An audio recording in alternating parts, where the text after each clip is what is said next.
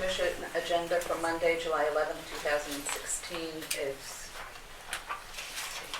5:06 p.m. We're in the Robert W. Healy Public Safety Building, 125 6th Street Community Room.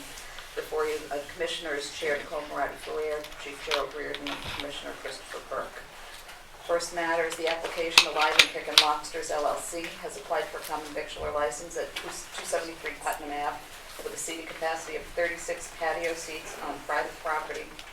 The proposed hours of 11 a.m. to 6 p.m. Monday through Saturday and 11 a.m. to 4 p.m. on Sunday. Louis Mastrangelo is proposed manager of record. The premises described as retail fish market with kitchen, outside seating, and picnic tables on private property. Good evening. Could you please state and spell your names for the record? Good evening, Madam Chair. For the record, my name is James Rafferty. I'm an attorney with the law firm of Adams & Rafferty, located at 675 Massachusetts Avenue. Seated to my left is Louis Mastrangelo, M-A-S-T-R-A-N-G-E-L-O. Mr. Mastrangelo is the proprietor, owner, and the proposed manager of the establishment. Thank you. Go ahead, Counselor, or tell me. Thank you, Madam Chair. Live and Kicking has been operating at this location on Putnam Avenue, close to the intersection of River Street for more than 20 years. Mr. Mastrangelo is a Cambridge native and has been involved in the lobster business in one form or another for more than 50 years. His business has proven to be successful in the last few years in particular. He operates out of a building, a garage-style building on the rear of his property. He lives in a two-family. Sorry, Counselor. Did you announce that we're being recorded? I did not. Sorry. We're being audio and tape recorded for the record. Sorry. Go ahead, Counselor. Just setting the scene of the physical layout. And so Mr. Mastrangelo lives on the first floor of a two-family house in which this building is next door. Live and Kicking is a retail fish market. It has been it's involved in the sale of lobsters and other forms of seafood. Mr. Mastrangelo is at the fish pier nearly every day. Personally is involved in the transportation of the seafood to his location. In addition to seafood, however, he has a very popular item, which is a lobster sandwich. Not to be confused with a lobster roll. He takes great exception. The roll is no hot dogs. He tells me he sources his bread from Central Bakery in Cambridge 3 times a week, and he produces a highly popular lobster sandwich. He is open for business from 11 a.m. until 6 p.m., and he closes at 4 p.m. on Sundays. He does not have any tables inside his premises, but he does have a series of picnic tables. I believe there are 5 picnic tables on the premises. So he has been advised that the presence of the picnic tables requires that he obtain a common victualer license. So he's here this evening. Admittedly, he has been in operation for some time, so it's a business that has developed a significant following, particularly on the local level. So he had some customers, if I may approach, he had some customers that just signed petitions over the past few weeks when he learned he needed to get this CV license. So I think he's managed to amass several hundred signatures, vast majority of which live in Cambridge. It is a very unique and popular location.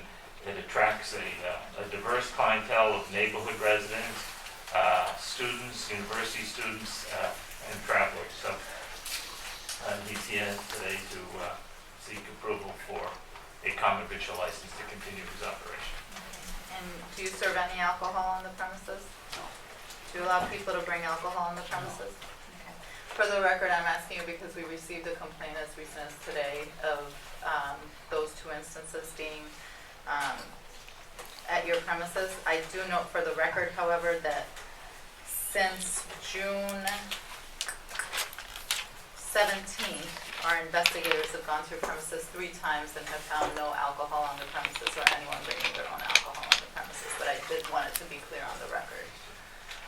Madam Chair, I should, if it assists the board, I brought an extra copy of a zoning decision that was granted earlier this year for the use of location. And there were a series of conditions placed in that decision. And a few of them I would suggest are relevant here. One has to do with the hours of operation. As I described them, they are limited here. Another issue involves the type of cooking that can occur in the facility.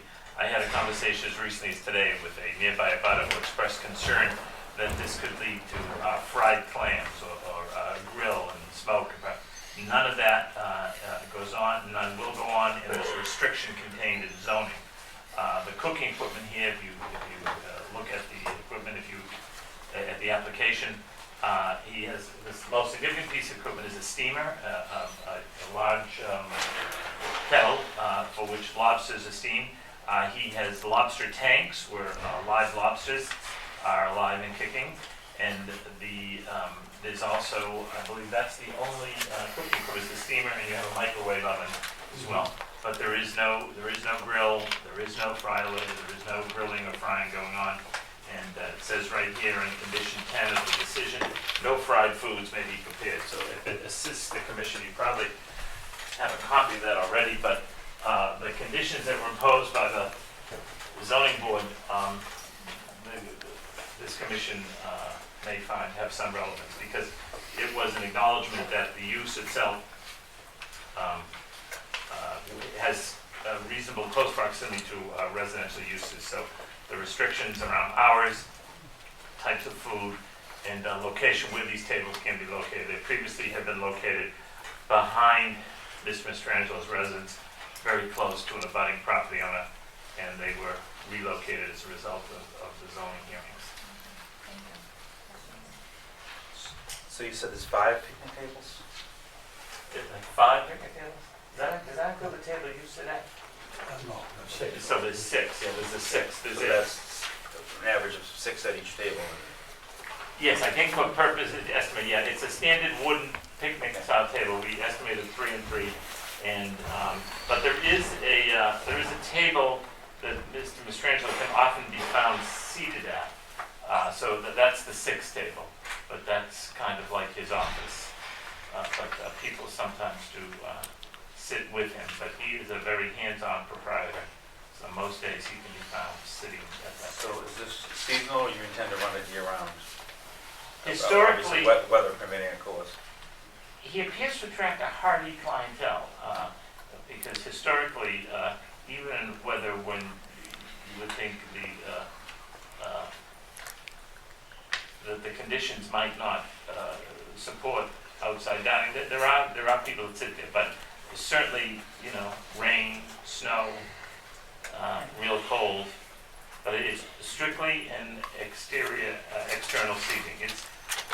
It was described in an article in a newspaper as a urban lobster shack, and it is true. If you've been by it,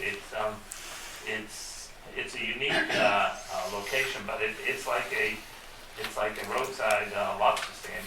You can sit there, but a large portion of the business involves retail food sales, retail sales. Lobsters are purchased alive. Lobsters, a popular aspect of the business is he will boil the lobster for the customer, and then they take the boiled lobster home in special containers to allow them to do that. So the lobster sandwich is a piece of it, but it's a full range of seafood and live lobsters as well. So that goes on 12 months of the year, but all within the prescribed hours contained in the variance. We're going to be on corner on this Thursday at 5. Okay. Okay. He's going to be on Chronicle magazine, become a celebrity, Mr. Mastrangelo. I knew him before he was quite famous, but he's going to be on television Thursday night. Chronicle, Channel 5. Be nice if he had a license. Now, I've been by, I've seen the picnic tables. Do cars also park on that lot? Just 2 or 3. Yes, there is. It is the portion of the lot closest to the street. The history of the lot, Commissioner, is it was a commercial parking lot when Mr. Mastrangelo bought the property, and then he built the garage building to operate his lobster wholesaling business, and it kind of morphed over time. But yeah, there is accessory parking for the business that occurs on that lot as well. I So it's not in customer parking? Oh, it is. Oh, it is? Yeah, yeah, yeah. Okay. Four. And it's only 3 spots, you said? I think, wouldn't you say it's more like 4? Yeah, I think it's 4. They angle park as you go in, they park on the left. I'm only thinking of open air parking license. But they don't charge for it, it's just accessory parking, it's no different than a retail store having a Okay, parking. It's a retail fish market with accessory parking, okay, so there's no fee, right, so Okay. I don't think. all right. Anything else? So, Anyone in favor of this petition?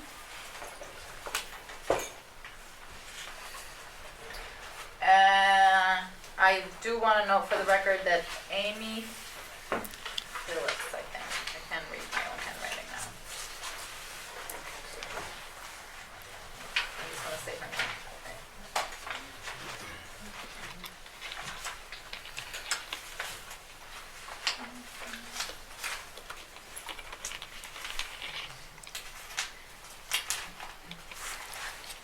Amy Phillips from Wheelock College has sent an email in support of this application, and Counselor Toomey has sent also an email with a letter in support of this application. Anyone in opposition to this petition? Oh, Can I sorry. say something? Yes, sir. Could you Uh, please and I'm not state? even, my name is Ray Faulkner, and I live behind Louis' Restaurant, and I'm not even sure that I'm opposed to it yet. But what I don't understand is whether, one, it's necessary, and two, whether it opens the door for him to have a full restaurant at some point in the future. Okay, and that's my concern, is that those restrictions will not carry over to whatever this common victualer's license is. And the reason that I'm distrustful is that I supported Louis in getting his variance, and I think I worked with Mr. Rafferty to try to help get that variance through. And part of that deal was supposed to be that he was going to put an inside vent to his roof in order to take the vent off that was on the back wall that came into our parking lot, so that the noise and the smell came directly into our parking lot. Well, rather than put an inside vent in, he put an outside vent in that looks like a water slide that must raise 2 feet, 3 feet off his roof, all the way down, and then come back down the back wall of our property. Not our property, of his property, but facing our property. That for about 6 to 7 months of the year, is totally visible. There's nothing blocking it whatsoever. So it's kind of a blight on the neighborhood. Okay? So that's my first concern. And when I approached his either nephew or a worker that was with him at the time it was happening, representing him, his response to me when I said, "I can't believe you're putting a water slide up on the roof," he said, "Too bad. You should have left well enough alone." So as soon as I heard that, my feeling was that I don't trust anything that they're doing, and I want them to make sure from now on that anything they do is not going to come back and bite us later on. So if this common victualer's license opens the door for them to have a more full-service restaurant, then I'm against it. Well, we would only be licensing what they've currently stated that they're seeking. So if they were ever going to change that, i.e. try and change it to be a full-blown restaurant, they would have to come back before the board. So it's not like they get this license and they can do whatever they want beyond it. Does the license itself, if it gets transferred to other people, have restrictions written into the license? Common victualer licenses do not transfer. They don't transfer. But it's a standard kind of form of license that a restaurant would get. So each license is individual to the space and to the application. And the restrictions that are in the variance board will transfer to this license. I am not sure what the BZA decision, I'm not sure if they transfer along. I'm not a member of the BZA, so I mean, I don't know what, I would assume that everyone gets their own variance, but I don't. Well, that's my concern. Is that Not to interrupt, but I would say that as a matter of law, Chapter 48, variances and the conditions attached with them run with the land. So the sale of the property to someone else would not. So for the use to continue there, the use is restricted by the conditions of the variance. The variance is recorded at the Registry of Deeds into the chain of title, and the conditions of the variance, as the variance itself runs with the land.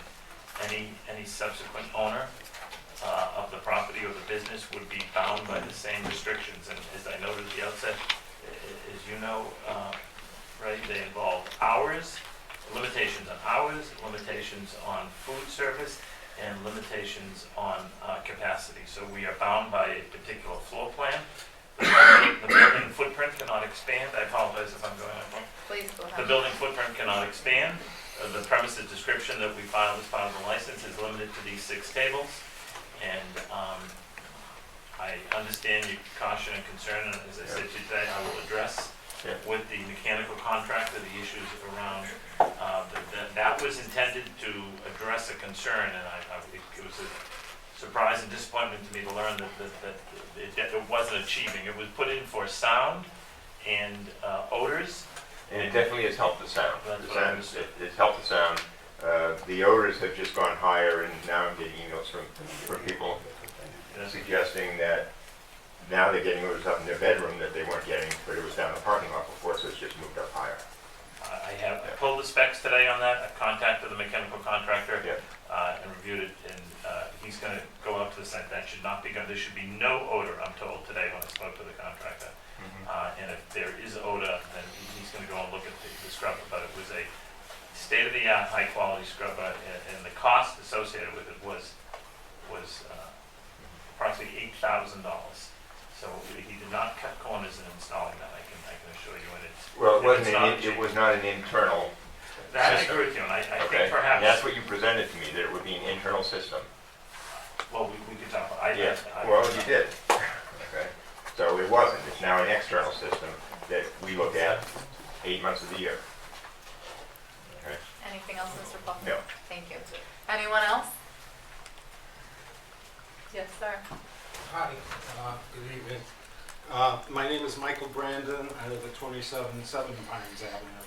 I'm sorry I didn't get here in time to hear the presentation, so I hope I'm not repetitive. I guess one question I had was how this application happened to come to the commission. Was the proponent asked to do that because he's been operating? Well, I mean, I'm not sure that that's relevant. We're seeking for either opposition or support for the application pending. Okay, well, my concern is, my understanding from the BZA hearings was that he's operated for 20 years without a license. And that was like 6 months ago. That came to light. And apparently he's only fairly recently come to. My concerns are that the property still may not have been inspected properly for fire egress, handicap access to bathrooms, general safety issues. And I know that's part of the process here, so I hope at least that will happen if you grant this permit. Another concern was whether or not the city has been collecting its share of the meals tax for all those years, and whether that can be recovered, and also whether any fines could be or should be imposed for the failure to operate without a license for such a long time. The other question I have was,